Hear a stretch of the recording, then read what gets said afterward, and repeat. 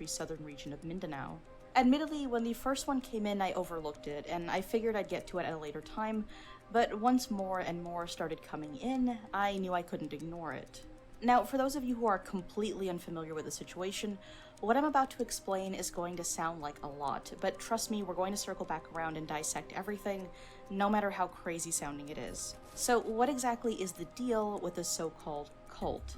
As it turns out, around the same time I started getting emails, stuff like Mindanao Cult or simply Mindanao started trending on Philippine Twitter.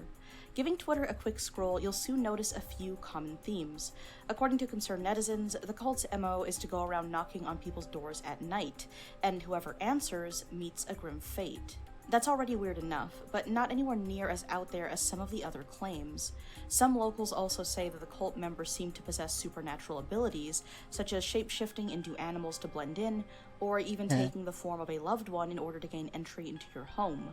Some even say that these people are able to teleport. Again, I realize just how off the... Nah, man, this looks so unreal. Able to able to like transform and something like that. Nah, nah, man, nah. That's just straight up lies, you know. Yep. rails this all sounds, but let me dive a little deeper into why people are saying these things. As I mentioned, it's said that the cult attacks anyone who opens up when they come knocking at night, and to many, this was proven on April 31st of this year when 2 residents were slain in their own home. Whoever is responsible hasn't been apprehended or even identified, at least not at the time of writing this. Now, just about a week later, authorities were still on high alert in the area due to their ongoing investigation, and that's when they discovered 2 men who were out past curfew near the crime scene. The pair were apprehended, and when they were searched, it turned out they were carrying illegal weapons, but that wasn't the most bizarre thing. These photos were released by the local authorities and featured items that were supposedly also found amongst the duo's belongings. To many, this was concrete proof that the cult was real, and as for what the men claimed, they told authorities they belonged to something called the Philippine Brotherhood Society, which doesn't come up when you search it on Google. It could be because whatever this group is goes under a slightly different formal name, but for now it's left unclear. I did ask a number of Mindanao locals for their input on the situation, and one of them, a man by the name of Ian Santos, told me that he'd heard of this group before, but referred to them as a fraternity rather than a cult. But anyway, what about all the stuff about supernatural powers?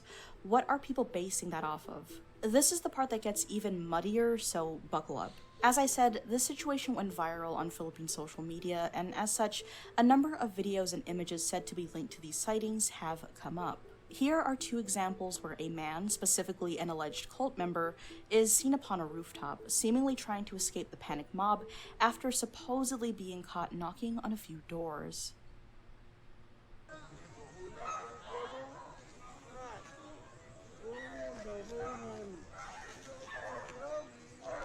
The fuck?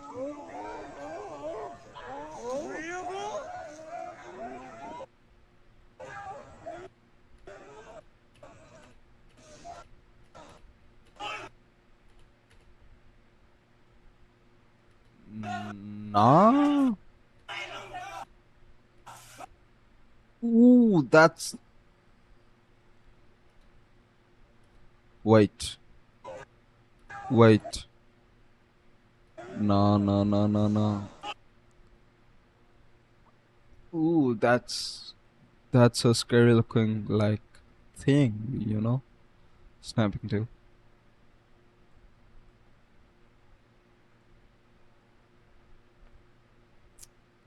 What is that? What's that?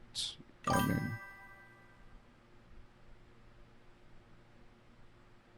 mean, yeah, yeah. I mean, like, yeah. Do you know, like,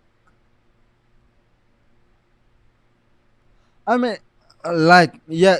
If he knocked on the door, how did he climb the, how did he climb the rooftop? Like, if the door was closed and no one was opening, how did he climb? Like, that's unusual, you know.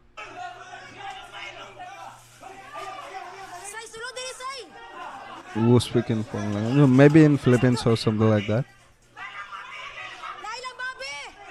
Diyos ko, Lord, tabang! Do, mahagbag ka, Do! Ginoo ko, Lord, tabang! Ay, Diyos ko, Lord, ginoo ko! Damn, the child looks scared as hell. Yeah, the child looks scared as hell. Yeah, I mean, yeah, look, like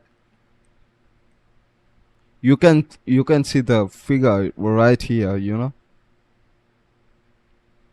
It's something like a shape shifting case or something like that. Nah, it's not jumping, but the child got some bad aiming, you know. He didn't play a really FPS game, so something like that. I mean, probably he got bad aim. Oh, Ay, Diyos ko, Lord, wait, tabang! wait, wait. Oh, we can. Why always these videos are on like 240p or something like that in quality? Man. I gotta watch this. I gotta watch the second video. Uy, Diyos ko, Lord, tabang! Or maybe this is the second video. Do, mahagbag ka, Do! Ginoo ko, Lord, tabang! Ay, Diyos ko, Lord, ginoo ko! And here's another video that seems to feature someone trying to get into a home. The fuck? May tawa sa inyong balay!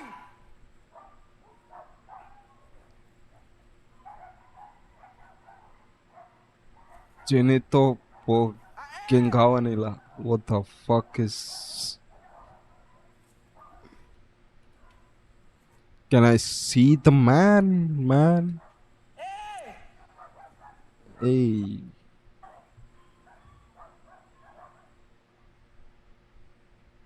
Now, on top of these, we also have some bizarre CCTV footage of a man seemingly vanishing into thin air right on.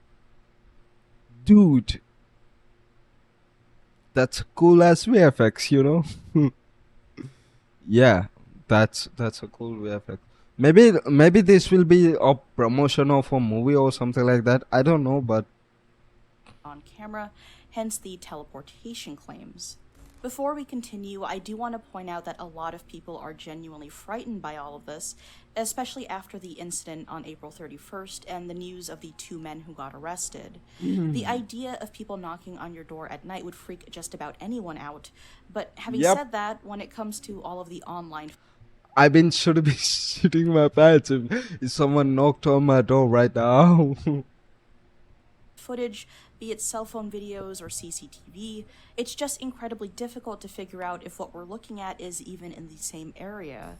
With wild rumors flying left and right, it's safe to say that anything posted online needs to be looked at a bit more closely Yep. before we can draw any conclusions. Now, one major thing I want to make sure not to leave out is that cults are obviously a real thing, and according to locals in the area, this rumor about a cult is not anything new.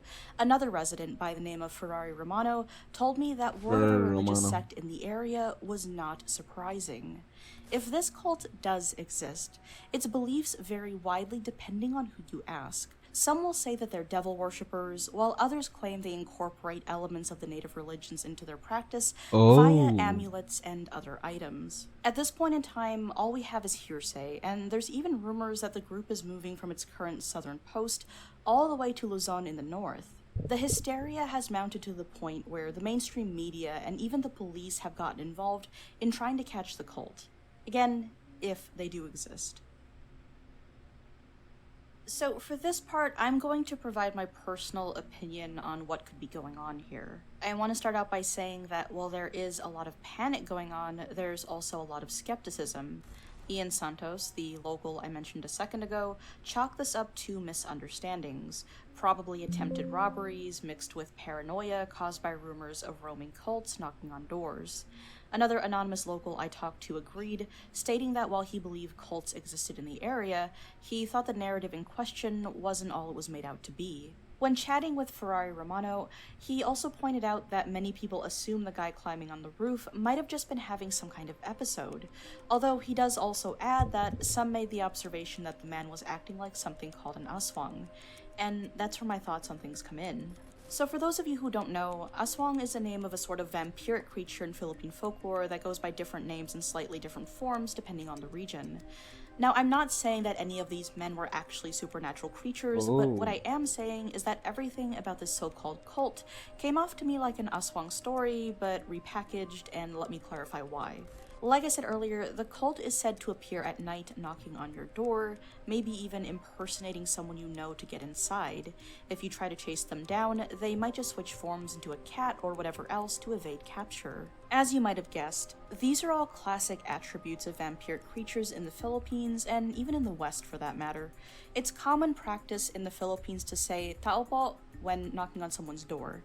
In the most literal sense, Tao all po. this means is people/human, but why say that at all? It seems a bit bizarre. Well, it depends on who you ask. I heard growing up that it was to prevent spirits or creatures from entering your home, but depending on the region, you might hear a different explanation. Either way, a knock without this announcement is bound to draw some suspicion, especially at night, and that would probably be the case even if you weren't superstitious. Again, this varies by region, but where I was growing up, people warned me about monsters who would change into cats or dogs during the daytime, and even worse, they could also change into a human, although that was framed as being a bit more rare. In the end, I think the case of this cult might be a cocktail of truth and myth. It is absolutely true that 2 locals were lost and that the person responsible is still at large. It is true that 2 men were arrested carrying cloth that bore bizarre symbolism. It is true that whispers about a cult have plagued the area for years. These things, when placed side by side, are obviously very scary, and when you add in the viral nature of the internet, there's just no telling where it'll lead you. Now, before I leave, I do want to clarify that I didn't mention every single detail about the situation, since it would just turn into me reading every rumor posted on Twitter.